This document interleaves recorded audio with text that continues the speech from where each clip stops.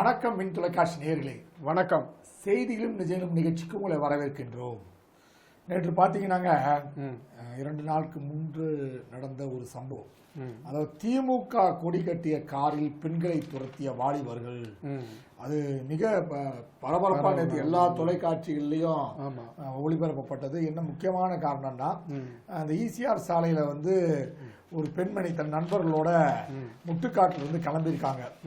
அவங்க கிளம்பும் போது சின்னி திலாங் அப்படின்றவங்க அவங்க கிளம்பும் போது அவங்க கூட சில அவங்க தோழியும் போகும்போது பாதி வயலே கிட்டத்தட்ட 2-3 கார்கள்ல 7-8 பேர் வந்து துரத்திருக்காங்க.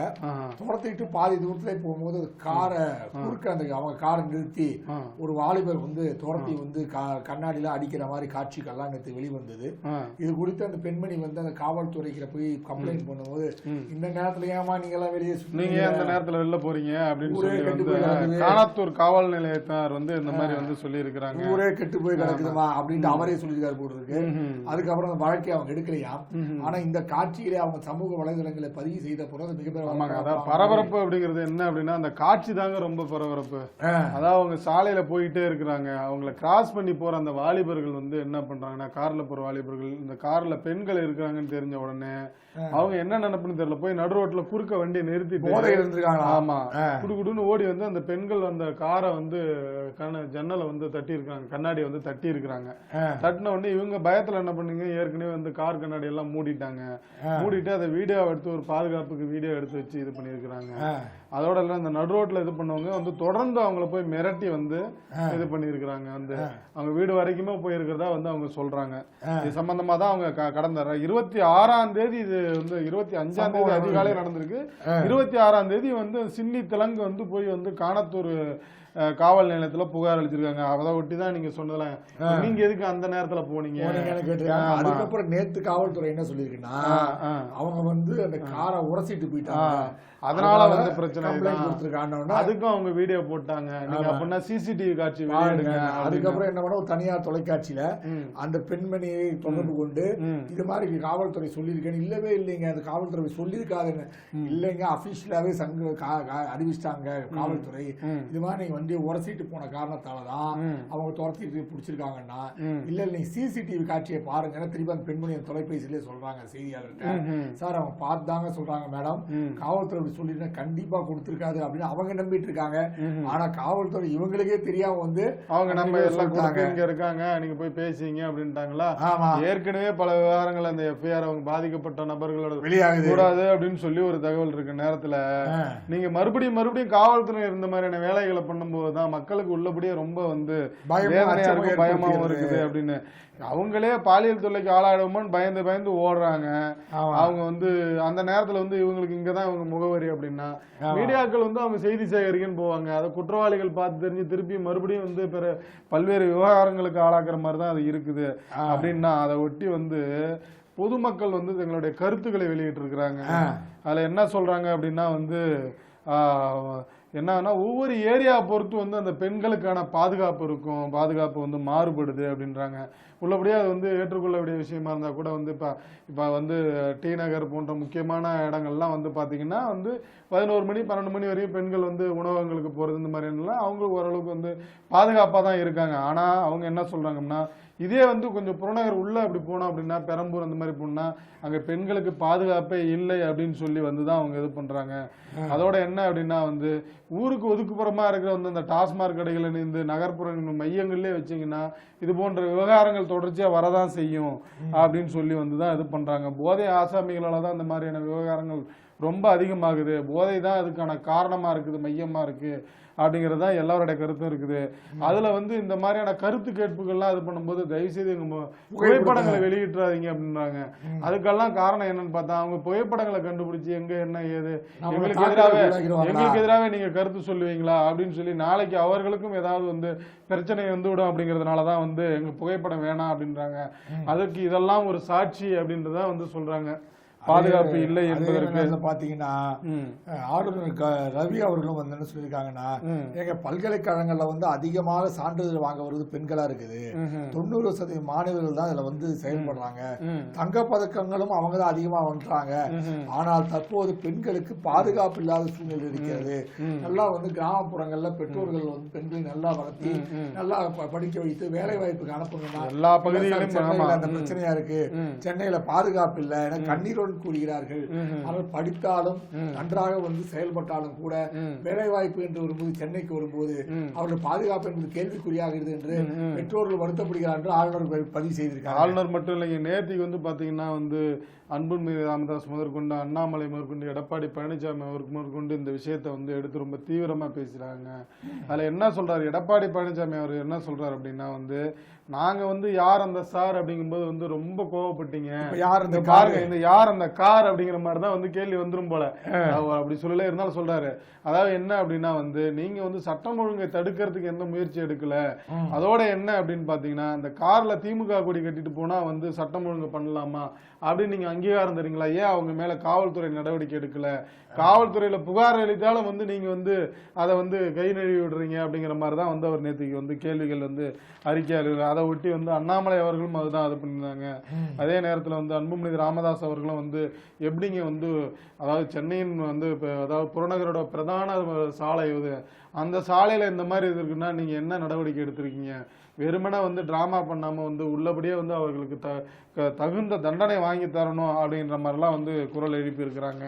ஆமா, இந்த பிரச்சனைகள் இப்படி இருக்கும்போது பாத்தீங்கன்னா அணுமின் நிலையத்தில் குண்டு வைக்க நாங்க திட்டம் போட்டிருந்தோம் அப்படின்னு யார் சொல்றாங்கன்னா, அல்பாசித், அதாவது வந்து தீவிரவாத அமைப்போட தமிழ்நாடு தலைவர்னு சொல்லப்படக்கூடிய அந்த நபர் வந்து சொல்றாங்க.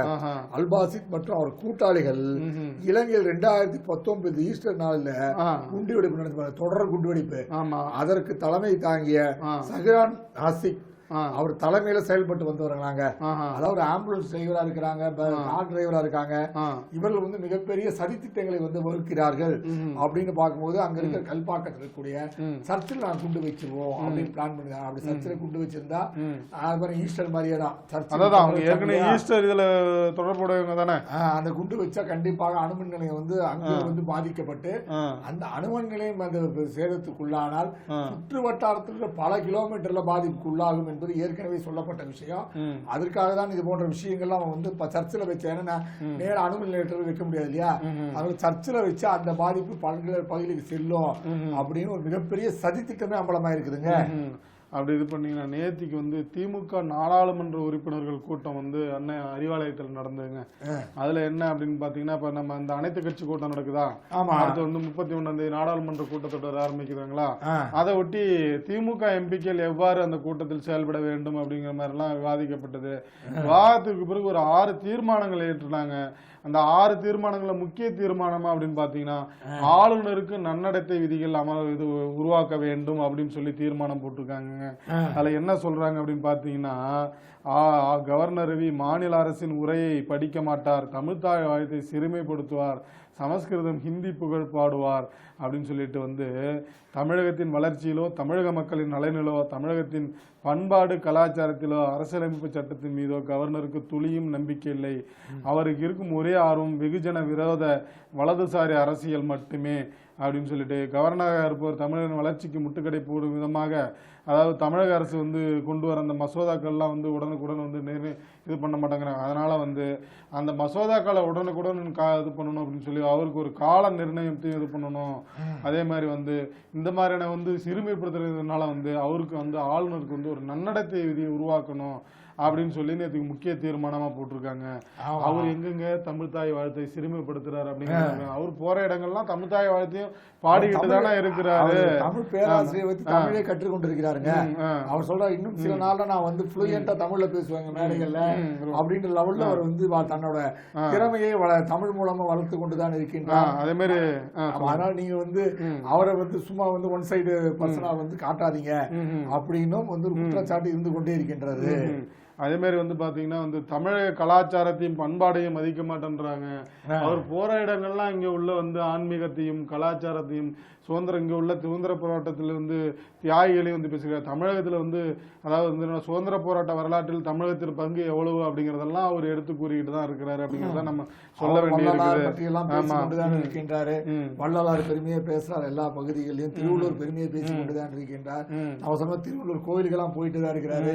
ஆனா நீங்க வந்து சும்மா வந்து போற போக்குல வந்து ஒரு பாலை போட்டு போகாதீங்க அப்படின்னு சொன்னா போலீஸ் அணுகுமுறையில் கோளாறுங்க அப்படின்னு சொல்லி திருமாவளவன் சொல்லி இருக்காருங்க. அவர் என்ன சொல்லியிருக்காருன்னா, அந்த வேங்க வயல் பிரச்சனை வந்து நீங்க வந்து அப்பவே வீடியோ ஆடியோல ரிலீஸ் பண்ணீங்க. அந்த தாயார் என்ன சொன்னாங்க, அந்த ஆடியோல வந்து உண்மையான குத்தத்தை சுமத்திடுவாங்க, நீ ஒத்துக்காத அடிச்சால் நீ ஒத்துக்காத அப்படின்னு சொன்ன மிரட்டுவாங்க அப்படின்ற மாதிரி அதுல வெட்டி ஒட்டி எல்லாம் வந்து வெளியிட்டு இருக்காங்க, எடிட்டிங் பண்ணிருக்கீங்க. அது எப்படிங்க அவங்களே வந்து அதை பண்ணுவாங்க. ஏன்னா ஒரு பத்திரிகையில வந்து அந்த 3 தலைவர் இருக்காங்க இல்லையா, அவங்கள பேட்டி வெளியிட்டு இருக்காங்க. அந்த பேட்டி வெளியிட்ட போது இருவேறு கருத்து சொல்லப்பட்டிருக்கு.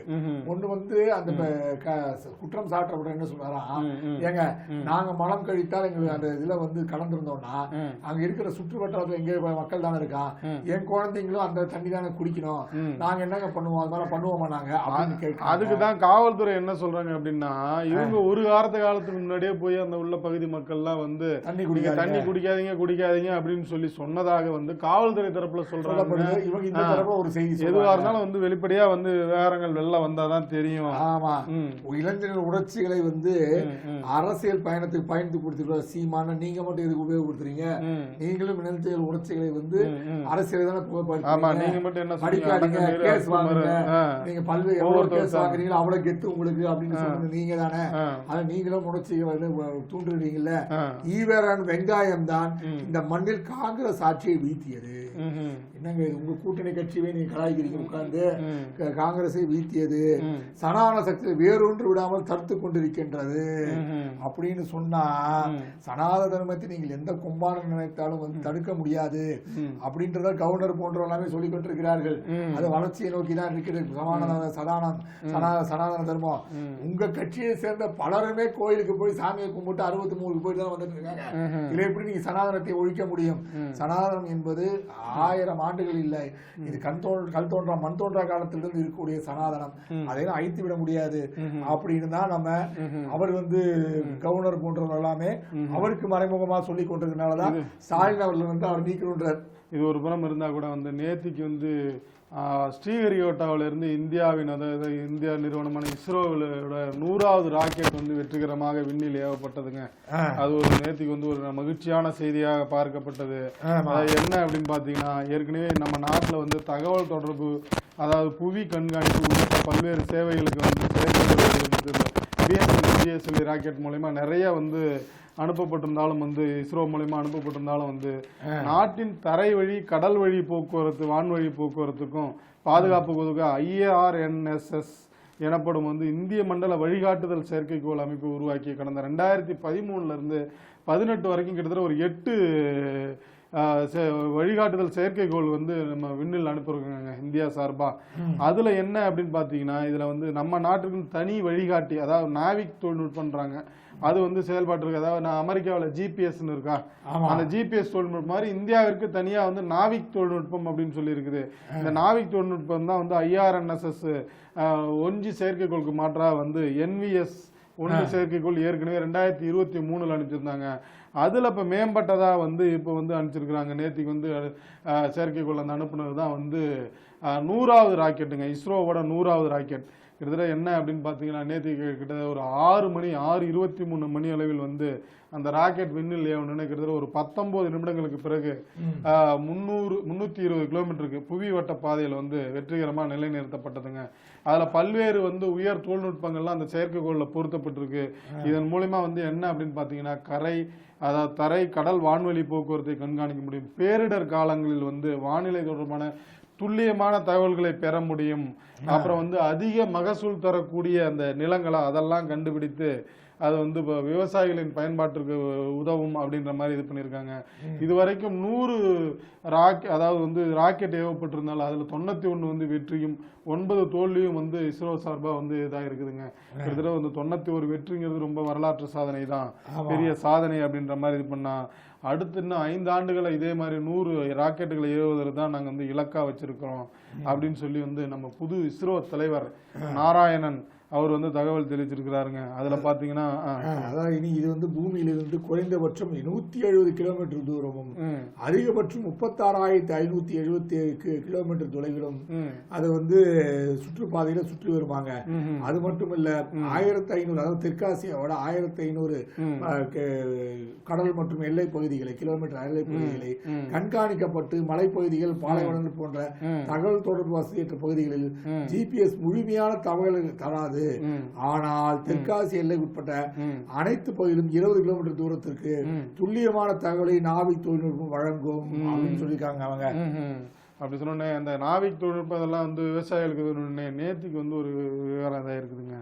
அதாவது என்னன்னா மக்காச்சோளம் இருக்குல்ல, முத்து சோளம் சொல்லுவாங்க எங்க பகுதியில் முத்து சோளம், அதுக்கு வந்து 1% செஸ் வரி விதிச்சிருக்காங்க. இதனால என்ன அப்படின்னா அந்த வியாபாரிகளுக்கு வந்து என்னன்னா அந்த விவசாயிகளுக்கு கொடுக்குற வந்து அந்த கொள்முதல் அந்த இதுக்கானதுல வந்து பர்சன்டேஜ் வந்து அவங்க எடுத்துக்குவாங்க அந்த செஸ் வரிக்கானதை. அதனால விவசாயிகளின் வருமானம் வந்து பாதிக்கப்படுது அப்படின்ற மாதிரி பார்க்கப்படுது. தமிழ்நாட்டில் என்ன அப்படின்னா நெல்லுக்கு பதிலாக வந்து நெல்லுக்கு அடுத்தபடியாக வந்து முத்துசோளம் தாங்க ரொம்ப அதிகமாக பயிரிடப்படுறது. தமிழ்நாட்டோட தேவையே 50 லட்சம் டன் அப்படின்ற மாதிரி வந்து முத்துசோளம் இருக்குது.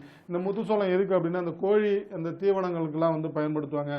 இப்போ வந்து இந்த எத்தனால் உற்பத்திக்கும் மதுபான உற்பத்திக்கும் கரும்பு சக்கைக்கு பதிலாக வந்து இந்த மக்காசோளத்தை பயன்படுத்திக்கிற நேரத்தில் தமிழகத்துக்கு 50 லட்சம் டன் வந்து ஆண்டுக்கு வந்து முத்துசோளம் தேவைப்படுறதுல அங்கே 30 லட்சம் டன் தான் ஏற்கனவே உற்பத்தி ஆகுது.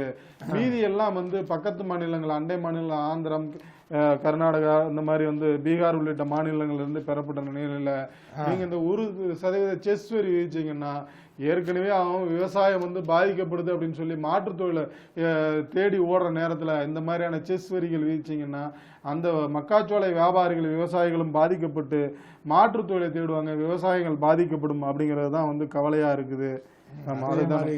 பாத்தீங்கன்னா 30 பேர் பலிங்க. மகா கும்பமேளா கூட்ட நெரிசல் சிக்கி தள்ளும் முள்ளில் 60 பேருக்கு நேத்து வந்து மௌனி அமாவாசை. ஆமா, புனித அமாவாசை அப்படின்னு பார்க்கும்போது அந்த நேரத்துலதான் வந்து சித்தர்கள் பெரியவர்கள் அதெல்லாம் வந்து அதாவது 12 மாதங்கள் இருக்கு இல்லையா, அதுல 11வது மாதம் தான் மௌனி அமாவாசையா. சரிங்க.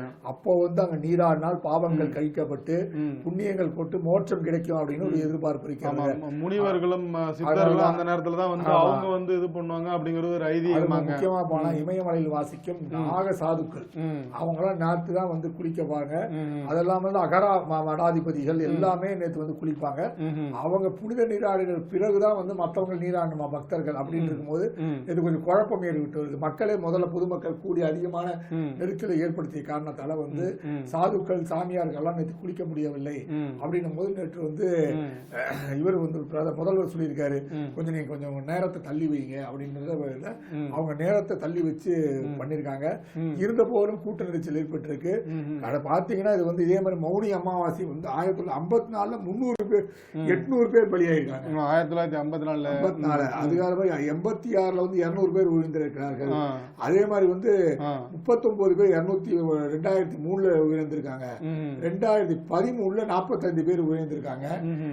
அதை ஒவ்வொரு வாட்டி இந்த மாதிரி உயிரிழப்புகள் அதிகமாகி கொண்டே இருக்கிறது. சரியான நடவடிக்கை எடுக்கவில்லை அப்படிங்கிறது ஒரு குற்றச்சாட்டு இருக்குங்க. அதை நம்ம மறுக்க முடியாது.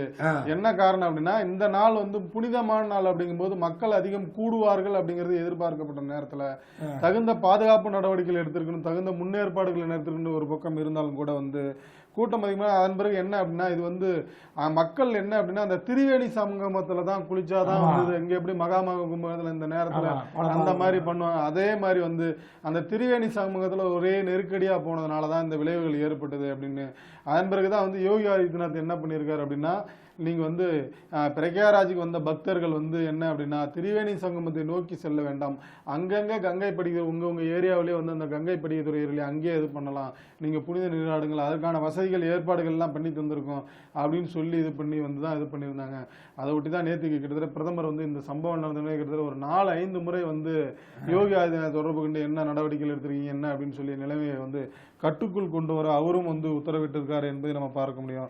அதே நேரத்தில் வந்து காங்கிரஸும் அவர்களும் வந்து என்ன அப்படின்னா வழக்கம் போல் வந்து எல்லாரும் எதிர்கட்சினாலே எதிர்க்கணும் அப்படின்ற மாதிரி வந்து இந்த விவகாரத்தில் வந்து என்ன இது பண்ணியிருக்காங்கன்னா அவர் ராகுல் காந்தி என்ன சொல்லியிருக்காங்க, இந்த சம்பவம் அதிர்ச்சி அளிப்பதாக உள்ளது, நிர்வாக செயலின்மை மற்றும் விஐபிகளுக்கு மட்டும் முன்னுரிமை போன்றவை அப்பாவி மக்கள் பாதிக்கப்பட்டுள்ளதற்கு முக்கிய காரணம், விஐபிகளை கவனிப்பதை விட்டுவிட்டு பக்தர்களை யூபி அரசு கவனிக்க வேண்டும் அப்படின்னு சொல்லி வந்து நேற்று இது பண்ணியிருக்காங்க. அதையும் பார்க்கிறோம் நம்ம. ஆமா, அதே மாதிரி பாத்தீங்கன்னா மரணமடைந்தூர்ல 25 லட்சம் ரூபாய் வந்து இழப்பீடா கொடுத்திருக்காங்க. பாத்தீங்கன்னா 10 கோடி பேருங்க, 10 கோடி பேர் ஒரு பகுதியில கூடுறாங்கன்னு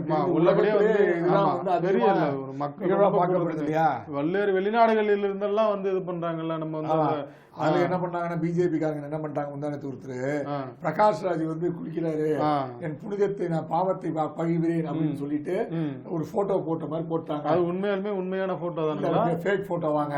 அவர் அன்னைக்கு ஆனந்தராஜ் வந்து பிரகாஷ் ராஜ் வந்து புகார் கொடுத்தார் போலீஸ் ஸ்டேஷன்ல, இது மாதிரி நான் போகவே இல்லை, அந்த பிஜேபியோட பிரதமர் அந்த ராஜா வந்து அந்த ராஜா வந்து தேவையில்லாம வந்து கோமாளி ராஜான்ற மாதிரி சொல்லி தேவையில்லாம அவரோட தொண்டர்கள் இப்படி வழி தப்பா வழி நடத்துறாரு, நான் போவே இல்லாத போட்டோவை ஏஐ பண்ணி போட்டிருக்காங்க, நடவடிக்கை எடுக்க வேண்டும். ஆனா ஒரு வசதிங்க, இனிமேல நீங்க உண்மையிலுமே போனா கூட வந்து ஏஐல பண்ணிட்டாங்க, ஏஐல பண்ணி போட்டிருக்காங்க, ஆனா அவர் மேல் நடவடிக்கை வேண்டும், நீதிமன்றம் எப்படி செயல்பட போகுது என்பதை நான் பொறுத்திருந்து பார்க்க போகிறேன் அப்படின்னு வந்து பிரகாஷ் ராஜ் இந்த விஷயத்துல சொல்லியிருக்காருங்க. அவரு நீங்க அப்படி பாத்தீங்கன்னா வந்து அடுத்தடுத்தது விவசாயிகளோட அந்த நேற்றுக்கு முன்னறிவிப்பின்றி காவிரி நீர் திறப்பால் 25 ஏக்கர் நெற்பயிர்கள் நீரில் மூழ்கி சேதம். ஏற்கனவே டெல்டா பகுதிகளில் வந்து இந்த காலம் தவறி பெய்த மழையினால் வந்து ஏகப்பட்ட விவசாயிகள் பாதிக்கப்பட்டு அறுவடைக்கு தயாராக இருந்த பயிர்கள்லாம் நீரில் மூழ்கி வந்து 1 லட்சத்துக்கு மேற்பட்ட வந்து ஒவ்வொரு மாவட்டங்களையும் 1 லட்சத்துக்கு மேற்பட்ட வந்து பயிர்கள் வந்து நாசமான நிலையில வந்து நேற்று அண்மையில் பார்த்தீங்கன்னா கந்தரவக்கோட்டை அருகே உள்ள குளத்தூர், நாயக்கன்பட்டி, கோயில்பட்டி ஆகிய கடமடை பகுதிகளில் எவ்வித முன்னறிவிப்புமின்றி இரவு நேரத்தில் காவிரி ஆற்று நீர் திறக்கப்பட்டதால் அறுவடை செய்யப்பட்டும் செய்யப்படாமல் இருந்த 25 ஏக்கர் நெற்பயிர்கள் நீரில் மூழ்கி சேதமடைந்துள்ளன. இதனால வந்து கிட்டத்தட்ட ஒரு 1000த்திற்கு மேற்பட்ட விவசாய குடும்பங்கள் வந்து ரொம்ப பாதிக்கப்பட்டிருக்குது அப்படின்னு சொல்லி வந்து விவசாயிகள் கவலை தெரிவித்திருக்கிறதையும் நம்ம பார்க்கிறோங்க. அதே நேரத்தில் பார்த்தீங்கன்னா திருமாவளவனை பற்றி தான் பேச வேண்டியிருக்கு. திருமா குமரலாங்க அவர் சொல்லியிருக்காரு, என்னங்க நீங்க விடுதலை சிறுத்தை கொடியில் ஏற்றினா அதை பிடிங்கி எறிங்கன்னு ராமதாஸ் சொல்றாரு. பெரும்பான்மை மக்கள் தான் சிறுபான்மை மக்களுக்கு பாதுகாப்பா இருக்கணும், ஆனா நீங்களே வந்து அச்சுறுத்தலா இருக்கீங்களே, இதெல்லாம் வந்து எவ்வளவு பெரிய பிரச்சனை, தப்பு தெரியுமா? பெரியார் ஈவேரா வந்து எவ்வளவு விஷயங்களை சொல்லியிருக்காரு தெரியுமா? ஆனால் திமுக கூட்டணி ஈவேராவை பற்றி வந்து பேசுவதால் தான் நாங்கள் திமுக கூட்டணியிலே இருக்கோம், ஆனால் மனநிலையோடு இருக்கிறோம் என சொல்ல முடியாது. ஈவேர கொள்கையை காப்பாற்ற உறுதியாக இருக்கிறோம், அவங்க இருப்பதால் தான் நாங்க வந்து பண்றோம் அப்படின்னு சொல்றாரு. அது மட்டும் இல்லைங்க, பாத்தீங்கன்னா வேங்கை வயல் போலான்னு நினைச்சோம்னா ஒரே உள்ளே விட மாட்டேங்கிறாங்க, 9 செக் போஸ்ட் போட்டிருக்காங்க, நான் போய் ஆறுதல் சொன்னாலும் ஒத்துக்க மாட்டேங்கிறாங்க, பத்திரிகையாளருக்கு அனுமதி இல்லை, போட்டோகிராஃபருக்கு அனுமதி இல்லை, செய்தியாளருக்கு அனுமதி இல்லை, எந்த அனுமதி வழங்கப்படுவதில்லை அப்படின்னு நேற்று ஒரு பக்கம் குமரி. அதோட இல்லைங்க, நேற்றுக்கு அவர் இது பண்ணும்போது என்ன சொல்றாரு அப்படின்னா வந்து விடுதலை சிறுத்தைகள் கட்சி கொடியேற்றினால் வந்து கொடியை பிடிங்கி போடு என்கிறார் பாமக நிறுவனர் ராமதாஸ் அப்படின்னு சொல்லிட்டு, அதை ஒட்டி பெரும்பான்மை மதத்தை சார்ந்தவர்கள் சிறுபான்மை மக்களை பாதுகாக்க வேண்டும், அதுதான் ஜனநாயகத்தின் சிறப்பு, இதைதான் அம்பேத்கர் சொன்னார், ஆனால் தற்போது சிறுபான்மையினர் நசுக்கப்படுகின்றனர் அப்படின்றார். உள்ளபடியே ஒரு கருத்தை நம்ம வரவேற்றால் பெரும்பான்மை மதத்தை சேர்ந்தவர்கள் சிறுபான்மையினரின் அந்த அவங்களுடைய உரிமைகளை நம்ம பாதுகாக்கணும் அப்படிங்கிறது உண்மையை ஒற்றுக்கொள்கிறோம். அதே நேரத்தில் பெரும்பான்மை மக்களின் உணர்வுகளை வந்து சிறுபான்மை மக்களும் மதிக்க வேண்டும் அப்படிங்கிறது தான் வந்து இந்துக்களோட கோரிக்கையா இருக்குது அப்படின்னு.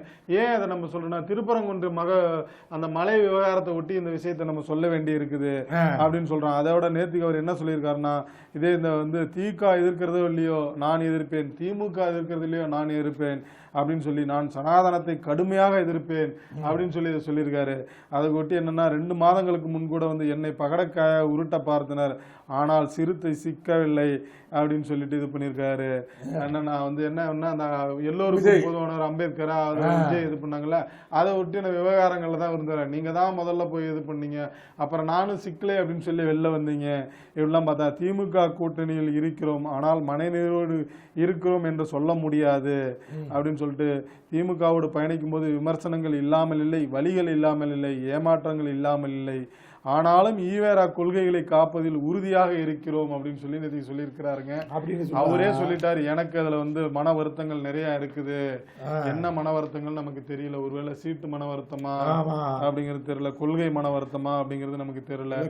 ஏன் அப்படின்னா சமூக நீதியை வந்து பாதுகாக்கல அப்படின்னு சொல்லி வந்து தமிழகத்துலதான் அதிகம் வந்து பட்டியலின மக்கள் ஆணவ கொலைகள் நிறைய நடக்குதுன்னு கம்யூனிஸ்ட் கட்சிகள் தோழர்கள்லாம் சொன்னாங்களே, அதை ஒட்டி தான் நம்ம தோழரும் சொல்லியிருக்கிறாரோ அப்படிங்கிற மாதிரி ஒரு சந்தேகம் வருது. அதே மாதிரி பாத்தீங்கன்னா திருப்பரங்குன்றத்தை பொது பிரச்சனை ஆக்கி விடாதீர்கள் அப்படின்னு வந்து சேகர்பாபு சொல்லியிருக்காங்க. யாருங்க புது பிரச்சனை ஆக்குனா? ஆமா, நீங்க தானே ஆக்கி விட்டீங்க. அதை கூட்டணி கட்சியினர் தானே ஆக்குனாரு. ஆமா, எஸ்டிபிஐ தானே, எஸ்டிபிஐ அண்ணா திராவிட முன்னேற்ற கூட்டணி கட்சி தான் ஆக்கிச்சு. ஆமா, அதை வந்து இப்போ அமைப்பு ரீதியா இருந்த வந்து பிரச்சனையை வந்து நீங்க கட்சி ரீதியா நீங்க கூட்டணி கட்சி தானே. ஆமா, அதே மாதிரி பாத்தீங்கன்னா மருதமலையில் 160 அடி உயர கருங்கல் முருகன் சிலை நிறுவ போறாங்க. அது மட்டும் இல்லாமல் நீங்க வந்து ஏற்கனவே வந்து 1930 வந்து லண்டன் பிரிவியூ நீதிமன்றம் தீர்ப்பு வழங்கியுள்ளது. அது வந்து முருகர் மலைதான் அப்படின்னு சொல்லியிருக்கு அப்படின்னு சொல்லியிருக்காரு. அது மட்டுமல்ல, நேற்று சொல்லியிருக்காரு, அல்லாவும் முருகனும் தான் அந்த பிரச்சனையை தீர்த்து வைக்கணும். கண்டிப்பா கடவுள் தான் அந்த பிரச்சனையை தீர்த்து வைக்கணும், ஆண்டவர் தான் அந்த பிரச்சனையை தீர்த்து வைக்கணும் அப்படின்னு உள்ளபடி அதுல நிறைய விஷயங்கள் நல்ல விஷயங்கள் சொல்லியிருக்காரு தான், இல்லன்னா நம்ம சொல்லல. அவர் என்ன சொல்றாருன்னா, அவரவர் விரும்புகின்ற மத சடங்குகளை முன்னோர் எப்படி பின்பற்றி வந்தனரோ அதே நிலை தொடர்ந்தால் அனைவருக்கும் அமைதியான ஒரு சூழல் அமையும். உண்மைதாங்க.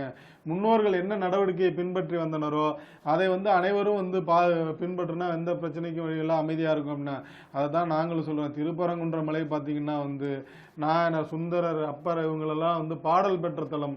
அது வந்து அறுபடை வீடு, அதான் முருகனின் அறுபடை வீடுகள்ல முதல் வீடு. நக்கீரரோட திருவாற்றுப்படையில வந்து திருமாற்றாற்றுப்படையில வந்து ஆமா திருமுருகாற்றுப்படையில வந்து பாடல் பாடப்பட்டிருக்கிறது. அதுதான் சொல்றாங்க. அதுதான் நம்ம இது மாதிரியான முன்னோர்கள் வந்து இதெல்லாம் வந்து முருகனுக்கான மலை அப்படிங்கிற மாதிரி தான் சொல்லியிருக்காங்க. அதை எல்லோரும் பின்பற்றினா பரவாயில்ல அப்படிங்கறத நம்ம இதா இருக்குது.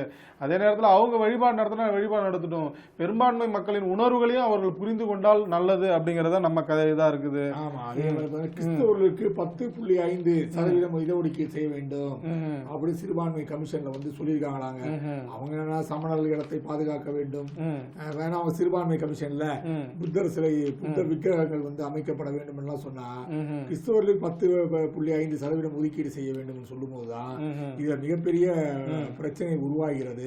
ஏன்னா வந்து ஏற்கனவே வந்து தலித்துகள் வந்து கிறிஸ்தவ மதம் அறிவிக்கிறார்கள், ஆனா அவர்களுக்கு வந்து தலித்து சலுகையை தான் யூஸ் பண்ணிக்கிறாங்க. கிரிப்டோ கிறிஸ்டியன்ஸா இருக்காங்க, அவர்கள் வந்து சலுகையை யூஸ் பண்ணிட்டு ஒரு பக்கம் ஹிந்து என்ற பேர்லயும் இன்னொரு பக்கம் கிறிஸ்துவர் என்ற பேர்ல இருக்காங்க. அந்த பிரச்சனையை முதல்ல முடிங்க. கிறிஸ்துவர்கள் கிறிஸ்துவா இருங்க, இந்துனா இந்துவா இருங்க, ஒரு பக்கம் வந்து சூடான ஐஸ்கிரீம் மாதிரி வாழ்க்கையை நடத்தாதீர்கள் அப்படின்னு பல்வேறு இயக்கங்களும் சொல்லி வருது இல்லையா. அப்படி இது பண்ணீங்கன்னா நேற்றுக்கு வந்து தை அமாவாசை இல்லைங்க. ஆமா, தை அமாவாசை ஒட்டி நிறைய வந்து ஆலயங்கள்லாம் வந்து மக்கள் வந்து போய் தங்கள் முன்னோர்களுக்கு தர்ப்பணம் கொடுக்கறது, இதெல்லாம் வந்து திதி கொடுக்கறது, இதெல்லாம் நம்ம பார்த்துக்கிட்டு இருந்தோம். அதை விட்டு இந்த அருப்புக்கோட்டை பட்டாபிராமர் கோயிலில் வந்து நேற்றுக்கு வந்து தை அமாவாசை தினம் வந்து முன்னிட்டு வந்து அங்கே தர்ப்பணம் செய்ய வந்த பக்தர்களை வந்து அந்த கோயில் செயல் அலுவலரா அவர் ராமதிலகம் நில்லுங்க தர்ப்பணம்லாம் நீங்க பண்ணக்கூடாதுங்க அப்படின்னு சொல்லி இது பண்ணிருக்காங்க. இதனால மனமுடைந்த பக்தர்கள் ரொம்ப நேரம் வந்து இது பண்ணிருக்காங்க. அதை ஒட்டி அவர்கிட்ட போய் கேள்வி எழுப்பி இது பண்ண உடனே வந்து அனுமதி கொடுத்துருக்கிறாரு. அது ஏன் அப்படின்னு சொல்லி வந்து அவங்கள்ட்ட கேட்டா இந்த கோயில்ல இந்த மாதிரி நடைமுறை இருக்குது எனக்கு தெரியலைங்க அப்படின்னு இருக்காங்க. இதற்கு தாங்க நம்ம சொல்றோம், இந்து சமய அறநிலையத்துறை துறை அதிகாரிகள் சொன்ன அந்தந்த கோவில் நிர்வாகத்திற்கு ஒரு பண்பாடு இருக்கும், ஒரு வழிபாட்டு முறைக்கும். அது தெரிஞ்சவங்களே இல்ல அவங்களுக்கு முதல்ல அவங்க செயல்முறை விளக்கம் அளிச்சு அங்க போஸ்டிங் போடுங்க அப்படின்னு சொல்லி. ஒருவேளை அவரும் கிறிஸ்துவனா தெரியல, அதை ஒட்டி தான் நம்ம வந்து அவங்களுக்கு அந்த மாதிரியான வந்து அந்த வழக்கங்கள் தெரிந்தவங்களை வந்து நியமனம் பண்ணுங்க அப்படிங்கிறது நம்ம கோரிக்கையா இருக்குதுன்னு பாக்குறோம். ஆமா, அதே நேரத்துல பக்ருதீன், போலீஸ் பக்ருதீன் இருக்கார்ல, ஆமாங்க, அவருக்கு வந்து சரியான முறையில வந்து சலுகையெல்லாம் கொடுங்க.